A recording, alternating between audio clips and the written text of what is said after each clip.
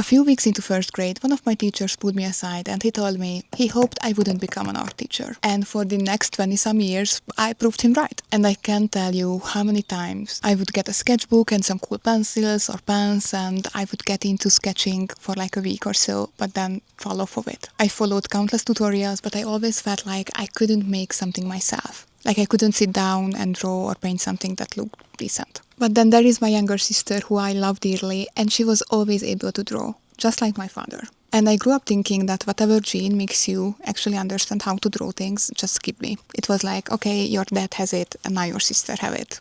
You don't. That's it. But what's really funny is that I never applied the same thought process to other things. I worked in marketing and I worked in creative writing, and I never once believed that somebody is not able to learn how to write a Facebook post or how to write a blog post. Because if you read enough good books and actually study what makes writing good, you will know how to do it. But I never extended that grace to myself about painting and drawing, which is weird, right? And it took me a really long time to actually understand what was going on. I believe that you either had the gift of painting and drawing or you didn't. And once I realized that I had this belief, I didn't remember where it came from. So I started to look into it, and it turns out that this you need a gift to be an artist is a pretty new concept in our society. For most of history, becoming a painter wasn't really like a muse had to kiss your forehead. It was just a trade, like being a baker or being a stonemason. For example, Leonardo da Vinci was apprenticed into Andrea del Verrocchio's workshop when he was 14, and he spent years sweeping floors and mixing pigments and trying to become better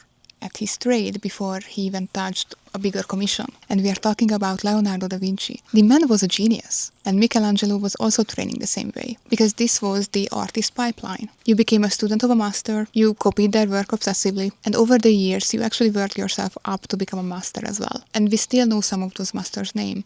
Da Vinci, Michelangelo, but there were hundreds of painters trained just as well as them, but we lost their names to history, because most of them was seen the same as a baker. There is always a new bakery in town, and there is always a new painter in town. So being a painter was a trade that you learn. And sure, you can say that, hey Fanny, not everybody can become a master painter. Some people are just not built for it. And I totally agree. Some people are naturally gifted at swimming faster, or running faster, or jumping higher. Nobody is starting with the same baseline as another person. But if we tell people that you have to be born with it to become an artist, then we are kind of gatekeeping. Not in a bad, evil way, but more like pretty privilege. If we tell a kid who is drawing really well pretty early in his life that he is amazing and gifted, of course the other kids will not continue with this hobby.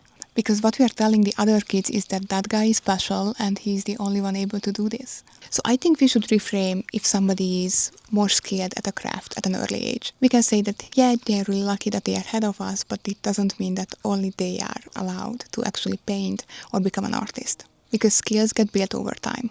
And I built mine in the last 90 days. And I'm about to show you exactly how I did it. And if you ever felt like that the creativity gene also skipped you, my channel is built for you. So hit subscribe and we can build our skills together.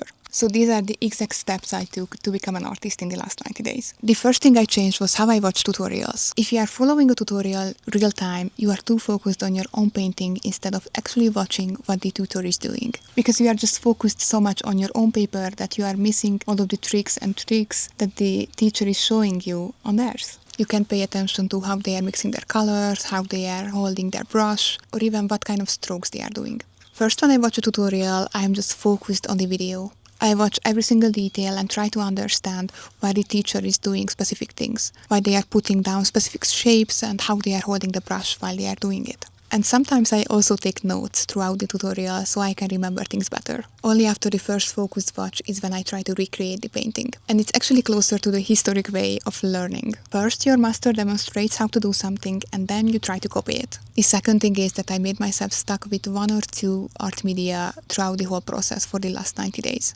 And I know I also love to test out as many things as possible, and especially when you are a beginner, you just want to try out colored pencils and watercolor and oil pastels and whatever. But if you focus on one or two media and start building your skills in those, and then you can apply those skills into other art medias, you will like your process much better. For example, for myself, I started out with gouache and I stuck with it for a whole month. So by the second month, when I introduced watercolor into my process, I already knew how to mix colors and how water will behave with my paints. A month after that, I introduced watercolor pencils into my process, and because I already knew how to use watercolors, mostly, it was easier to pick up the different media. And after that, I started to use Neocolor 2 crayons, which are water-soluble crayons, so they are kind of similar to watercolor pencils, aka it was easier to learn how to use them. Because each new medium was built on the last one, I was able to create a constant growth process. Instead of going like this,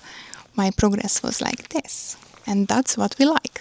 And the third thing is, it will sound so obvious, but you should choose one or two art teachers whose style you actually like. I feel like so many people start out learning to paint or draw and just start watching random beginner tutorials, but they don't actually like the end product, so they don't like the process of it either. So if I would start again, I would choose 2 to maximum 4 art teachers on YouTube whose style you actually like and focus on their tutorials. You will like the process more, you will love the end results more, and again, because you are learning from the same people, it's way easier to actually learn every little tip and trick they can share. But here is the big reveal.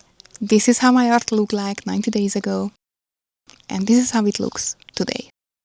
I already did a full flip-through video for my first ever sketchbook, and you can see how much I grown even during that 1 month where I filled this sketchbook. And now 2 more months have passed, and you can truly see the progress. Or at least I can see it. I am much more confident with my brush strokes, I'm much more confident with my color choices, and sure thing, there are many things to still work on, because I'm only learning to paint for 90 days and not decades. But I truly feel like that my sketchbooks are telling a story of me becoming an artist. And do I feel like an artist today? Would I call myself that? Not yet, but I feel like every day with every painting, I'm getting a little bit closer. And this is what my channel is built for, so you can expect even more videos about my progress. But now it's your time to start painting. So I see you in the next one.